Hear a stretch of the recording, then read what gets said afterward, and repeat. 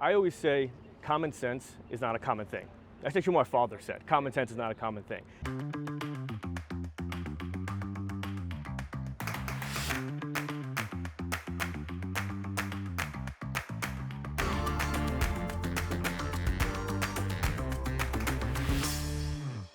Lorenzo!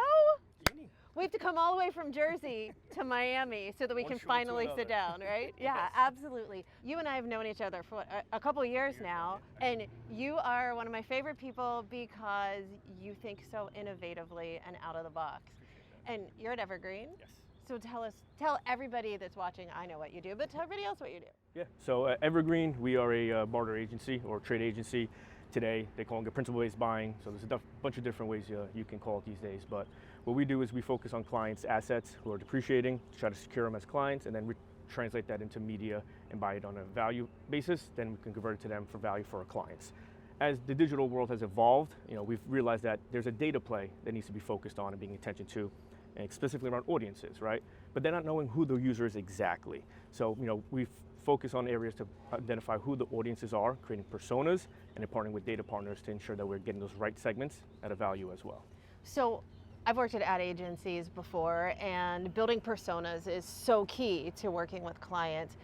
But it's like the world sometimes forgets about building personas and they just rush out to do ad buys. What are your thoughts on why that's happening? I think there's a lot of data that shows the core segments around third-party data it works, right? You have the large players who've been measuring it for years, but it has evolved. People's online behaviors have evolved from just single transactions or being identified on cookies or IDs. It's gone beyond that now. So the other ways to identify people are based on what they do in terms of behavior. If someone is a sports fan, they might also like cooking.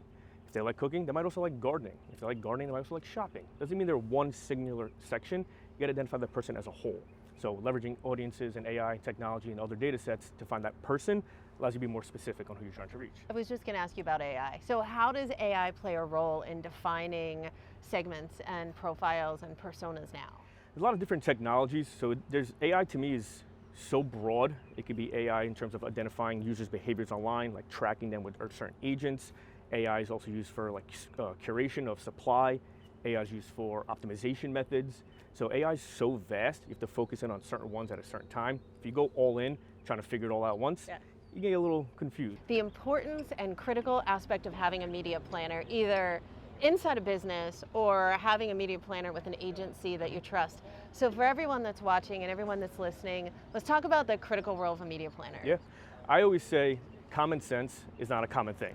That's actually what my father said. Common sense is not a common thing. Common sense comes into play. Logic. So as much technology you have, there's still a human element to what you have to do and put together. You have to know a human. You have to understand what they want. You have to understand the media channels and inventory sources that are performing well. You have to just use your human element to make things more specific to who we're trying to reach, humans. So I think AI comes into play to help you do it more effectively, but the human element of understanding who it is, what we're trying to do is very necessary. Human in the loop.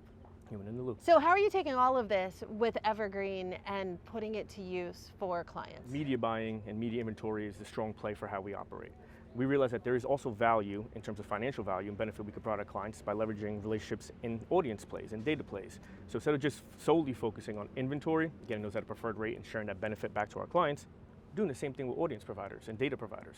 So going beyond just the inventory, understanding who that user is, using technology to create that persona, targeting it with preferred partners that allow us to be more efficient against inventory that we have that's more efficient, putting that all together where our clients are now getting more value back at the end of the day. It's like a win-win-win-win-win.